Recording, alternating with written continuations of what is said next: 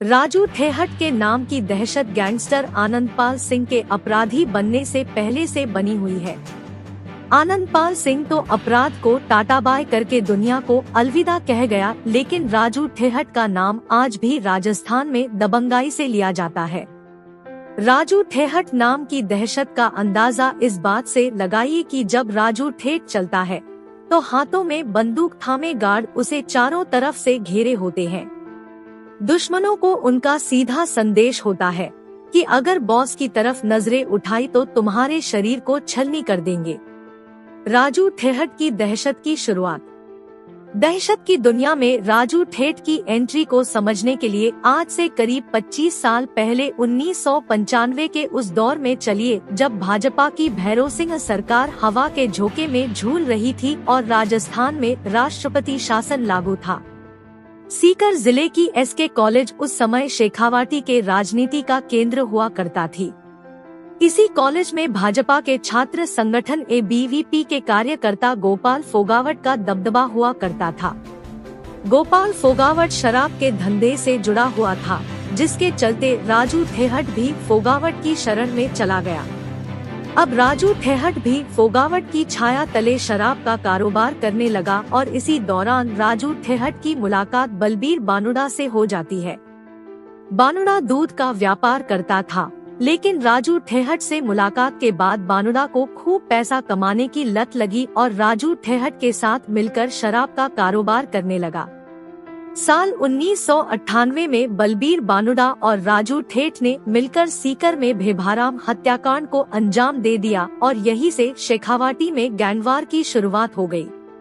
1998 से लेकर 2004 तक बानुड़ा और राजू ठेहट ने शेखावाटी में अपनी दहशत इस प्रकार कायम कर दी कि अगर कोई शेखावाटी में शराब जैसे अवैध धंधों से जुड़ा है और अगर वो ठेहट और बलबीर बानुड़ा की जी हुजूरी नहीं करता तो समझो उसका खेल खत्म होना निश्चित है। अब साल आया 2004 का।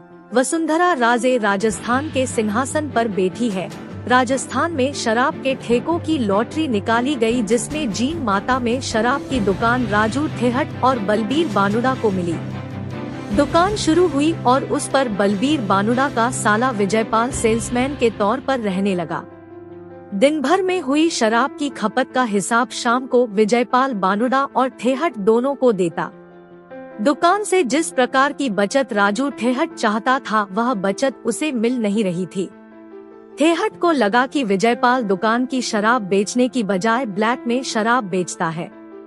इसी बात को लेकर राजू ठेहट और विजयपाल में कहासुनी हो गई और कहासुनी इस हद तक बढ़ गई कि राजू ठेहट ने अपने साथियों के साथ मिलकर विजयपाल की हत्या कर दी। विजयपाल की हत्या के बाद राजू ठेहट और बलबीर बानुड़ा की दोस्ती अब दुश्मनी में बदल गई। बलबीर बानुड़ा अब अपने साले विजयपाल की हत्या का बदला लेने पर उतारू हो गया और राजू ठेहट से दोस्ती तोड़ ठेहट के खून का ही प्यासा हो गया।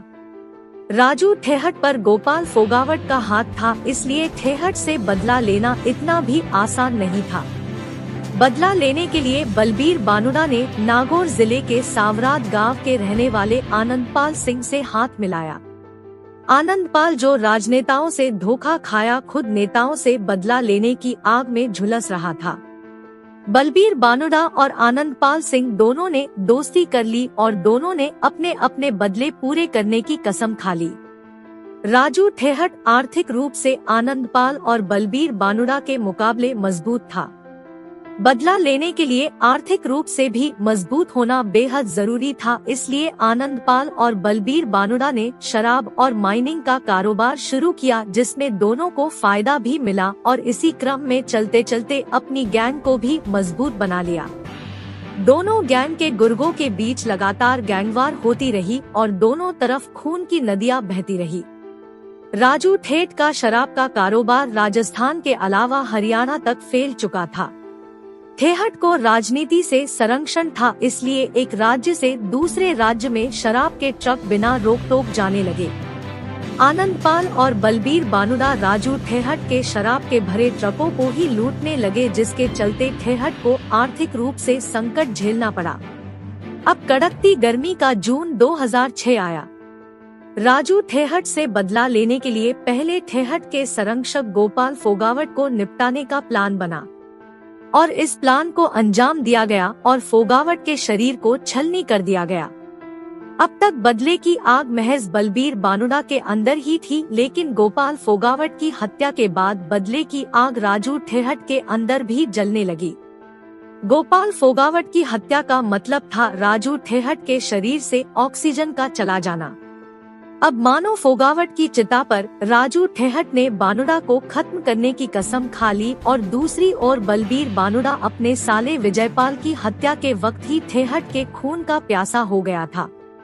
दोनों गैंग पुलिस के साथ आंख मिचौली का खेल खेलती रही और अपना खौफ बनाए रखने के लिए वारदातों को अंजाम देती रही। साल 2012 तक दोनों गैंग अंडरग्राउंड रही और जब 2012 में बलबीर बानुड़ा, आनंद पाल और राजू ठेहट की गिरफ्तारी हुई तो बदले की आग फिर सुलगने लगी। बदले की शुरुआत बलबीर बानुड़ा की तरफ से हुई। बानुड़ा के खास दोस्त सुभाष बराल ने 26 जनवरी 2013 को, जब पूरा देश गणतंत्र दिवस के रंग में डूबा था, उसी समय सीकर जेल में बंद राजू ठेहट पर सुभाष बराल ने हमला कर दिया, लेकिन इस हमले में राजू ठेहट बच गया। जेल की सलाखों में अपने ऊपर हुए हमले से राजू ठेहट तिलमिला चुका था। बदले की आग अब फिर ठेहट के अंदर सुलगने लगी। अब बलबीर बानुड़ा और आनंद पाल से बदला लेना राजू ठेहट के लिए नाक का सवाल हो गया था। हमले के बाद राजू ठेहट ने अपनी गैंग की कमान अपने भाई ओम प्रकाश उर्फ ओमा ठेठ को सौंप दी। इसी दौरान आनंद पाल और बलबीर बानुड़ा बीकानेर जेल में बंद थे। संयोग से ओमा ठेठ का साला जयप्रकाश और राम प्रकाश भी बीकानेर जेल में ही बंद थे। बदला लेने के लिए दोनों के पास हथियार पहुंचाए और 24 जुलाई 2014 को बीकानेर जेल में बलबीर बानुड़ा और आनंद पाल पर हमला बोल दिया गया। इस हमले में आनंद पाल तो बच गया, लेकिन बलबीर बानुड़ा मारा गया। इस तरह राजू ठेहट की कसम तो पूरी हो गई, लेकिन अपने जिगरी दोस्त बानुड़ा की मौत के बाद आनंद पाल ने बदला लेने की ठान ली और राजू ठेहट को मौत के घाट उतारने की कसम खा ली। दोनों गैंग अब एक दूसरे को मरने मारने पर उतारू हो गई। एक दूसरे को मारने की सुपारी दी जाने लगी, लेकिन वक्त आते आते आनंद पाल एनकाउंटर मारा जाता है। इन बदमाशों के बीच गैंगवार की दास्तान कारोबार और रंजिश से अधिक बदले की कहानी है। यह एक ऐसी जंग थी जिसमें हत्या का बदला हत्या से ही पूरा होता था।